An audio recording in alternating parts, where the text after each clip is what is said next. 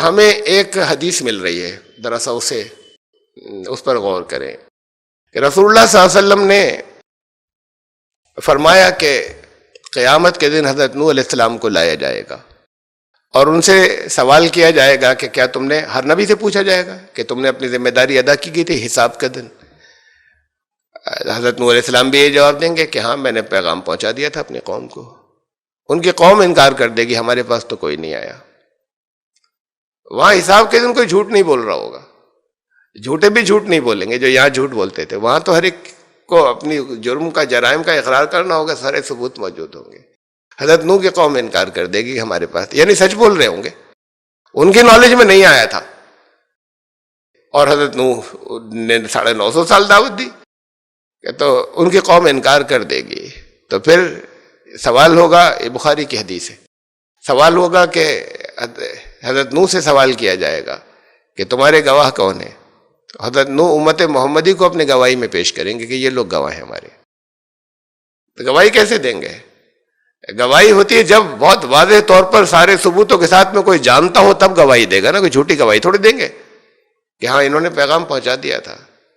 اور پھر رسول اللہ صلی اللہ علیہ وسلم اپنی قوم کی طرف سے گواہی دیں گے کہ یہ سچ کہہ رہے ہیں، انہوں نے پیغام پہنچا دیا تھا. اس سے ہمیں معلوم ہے کہ حضرت نوح علیہ السلام کی قوم کا ایک بڑا حصہ وہ ہوگا جو سلسلہ نبوت سے کٹ چکا ہوگا. وہ سچ مچ نہیں پہچانتے ہوں گے کوئی نبی وہاں آیا تھا. نبوت کا تصور ہی غائب ہے تو نبی کوئی انہوں نے کہا یہ نہیں، کوئی نبی نہیں آیا تھا ہمارے پاس. وہ قوم ہوگی جو نبوت کے سلسلے سے کٹی ہوگی، وہ حضرت نوح علیہ السلام کی قوم. اس حدیث سے ہی معلوم ہوا. اور پھر بعد کو اسی میں سے وہی قوم جو ہے وہ بدلے گی، امت محمدی بنے گی. اصل میں تو گواہی وہ لوگ دیں گے پہچان چکے ہوں گے کہ ہاں یہ آئے تھے، ان سے تعلق تھا ہمارا، اپنی کتابوں کی بنیاد پہ بات کو اسے پہچان چکے ہوں گے کہ یہ ہمارے پاس آئے تھے. پھر امت محمدی گواہی دے گی، انہی کی قوم میں سے جو امت محمدی بنیں گے وہ گواہی دیں گے. اور ہمیں ایک حدیث اور ملتی ہے، وہ بھی میں دوسرے اور لیکچرز یا دعوت کے موضوعات میں بار بار بیان کر چکا ہوں کہ ایک مخصوص قوم ہے وہ جو تبدیل ہو کر آئے گی، اس کے لیے طریقہ کار ایک مخصوص بتایا تھا، خاص اسی کے لیے، جس کے اندر یہ کہا تھا کہ ان عجب الخلق الی ایمانا لقوم یکونون من بعدی. تمام دنیا مخلوقات کے اندر عجیب ترین اور عظیمت والے اونچے درجے کا ایمان ایک لازمن ایک قوم کا ہوگا. یکونون من بعدی، وہ لوگ میرے بعد آئیں گے. یجدون صحفا، وہ کچھ صحائف، اسکرپچرز، مذہبی گرنتھ پائیں گے. یہ پائیں گے کا کیا مطلب؟ اب کوئی نازل تو ہوگا ہی نہیں. حضور صلی اللہ علیہ وسلم کریں میرے اوپر ایمان لانے کے اعتبار سے سب سے عجیب اور عظیمت والی ایک قوم ہوگی، اس کے لوگ میرے بعد آئیں گے. بعد میں آئیں گے تب ان پہ کچھ نازل تھوڑی ہوگا. قرآن کے بعد کچھ بھی نازل نہیں ہوگا اللہ کی طرف سے کوئی نئی کتاب کا. وہ کچھ صحیفے پائیں گے، اور پلیورل میں، جمع میں، ایک نہیں، پائیں گے. یعنی ری ڈسکور کریں گے، کٹے ہوں گے اور نئے سرے سے جڑیں گے. یہ دنیا میں ایک ہی تو قوم ہے جن کے اسکالرز کہتے ہیں کہ خدا کی طرف سے نازل ہونے والی کتاب جو ہمارے پاس آئی وہ وید ہے، لیکن عوام کٹے ہوئے، سب کٹے ہوئے، بلکہ اسکالرز بھی نام سے جوڑے ہوئے، باقی اسکالرز بھی کٹے ہوئے، ٹوٹل کٹ آف. یہ دنیا میں ایک ہی قوم ہے کہ وہ کٹے ہوئے ہوں گے. یجدون صحفا، پھر دوبارہ نئے سرے سے جڑیں گے. فیہا کتاب، اس کے جب نئے سرے سے جڑیں گے تو اس میں انہیں قرآن نظر آئے گا کہ یہ تو وہی تعلیمات ہیں. یؤمنون بما فیہا، وہ اس راستے سے آئیں گے، پہلے اس میں ایمان لائیں گے، کٹے ہوں گے، اس کے مومن بنیں گے، اور اس کے مومن بنیں گے تو پھر وہی ان کو ادھر ریفر کریں گے اور ادھر آئیں گے. قرآن نے اس بات کو اور جگہوں پہ بھی کہا ہے، الذین آتیناہم الکتاب یتلون حق تلاوتہ، وہ جنہیں پہلے کتاب دی گئی تھی وہ جب اس کی تلاوت کا حق ادا کریں گے، اس کی صحیح تعلیمات کو مانیں گے. اولئک یؤمنون بہ، وہ ہیں جو پھر اس قرآن اور اس نبی میں ایمان لائیں گے. تو یہ میں نے آپ کو ریلیٹ کر کے بہت سا یہ چیزیں پن پوائنٹ کر کے دی کہ حضرت نوح علیہ السلام کی قوم کون سی ہوگی اس آیت کی. اتنی بات اور کہ اسی کے اندر یہی سورہ شعراء میں یہ آیت گزری ابھی کچھ پہلے. آپ 111 آیت کی تشریح کے سلسلے میں نے یہ ساری گفتگو شروع کی تھی، اس سے پہلے 105 آیت نمبر 105 گزری اسی صورت میں.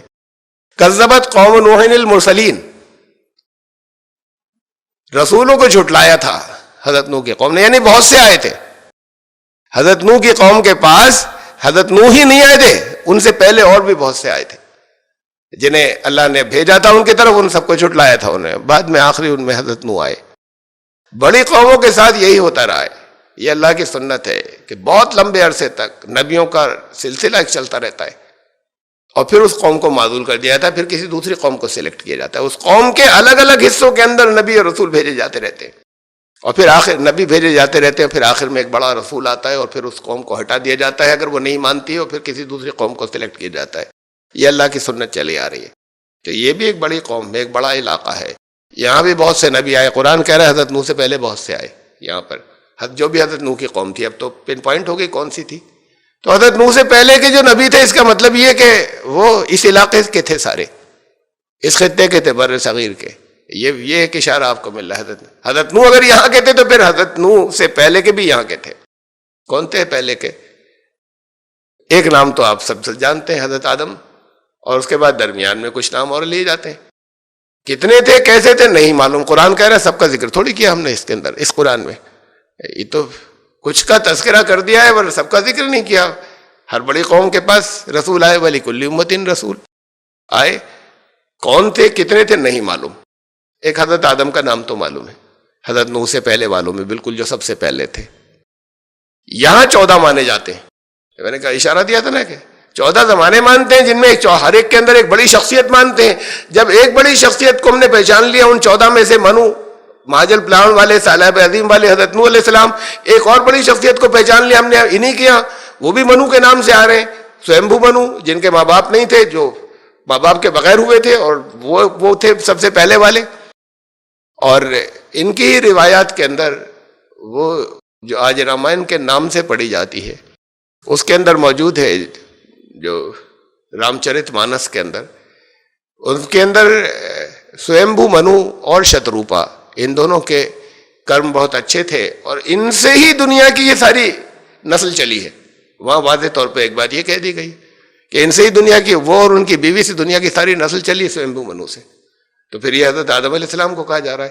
اب یہ جب دو کو ہم نے آئیڈینٹیفائی کر لیا، یہاں 14 مانے جاتے ہیں، تو ہو سکتا ہے 14 نبی آئے ہوں یہاں، جو ان کی روایات میں چلا رہا ہے، اب نام نہیں ہے ہمارے پاس، تفصیلات نہیں ہیں، چھوڑیں، ہم تو اتنے اہم کی بات کریں۔ حضرت آدم علیہ السلام کا بھی نام جو ہے وہ اس کا مادہ عربی زبان کے اندر نہیں ہے موجود، عربی زبان میں کوئی اس کا روٹ نہیں ہے، عرب نہیں تھے تو پھر عربی نام بھی نہیں ہوگا۔ کچھ لوگوں نے کرنے کی کوشش کی ادمن سے نکالنے کی، ادیمتن سے، لیکن پھر دوسرے اسکالرز نے کہا یہ سب کھچتانیاں ہیں، نہیں ہے، عبرانی زبان میں بھی نہیں ہے، ہیبریو کے اندر بھی نہیں ہے، یہ آدی سے بنا ہے، یہ لفظ آدم سنسکرت کے اندر ہے پہلا، وہ زبانوں کے اچارن کا انتر ہے یا پروننسیشن کا، عربیائزڈ ہونے کا، کہ ایڈم، کہیں ایڈم کہیں آدم، اور یہاں پر آدم، آدم یعنی سب سے پہلا۔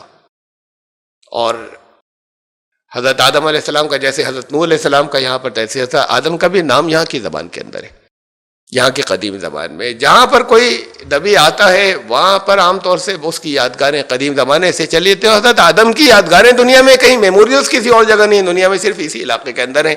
یہ پہلے اس سب کانٹیننٹ میں، اب آج الگ ملک کہلاتا ہے، اور کہیں اگر کہیں ٹکڑے وکڑے کہیں ہو تو اور الگ ملک بن سکتے ہیں، پاکستان الگ ہوا، بنگلہ دیش الگ ہوا، لیکن یہ ٹوٹل یہ سارا حصہ سب کانٹیننٹ یا بر صغیر یہ جو کہلاتا تھا اپ مہادیپ، تو اس کے اندر شری لنکا اسی کا پارٹ تھا، اور شری لنکا اور انڈیا کے بیچ میں کچھ چھوٹے چھوٹے سے آئیلینڈز ہیں، نیچرل بالکل، انہیں ایڈمس برج کہا جاتا ہے، آدم کا پل، یہ پرانے زمانے سے نام چلا رہا ہے ایڈمس برج، آدم کا پل، ان کے میموریل جو ہے اس جگہ پہ موجود ہیں۔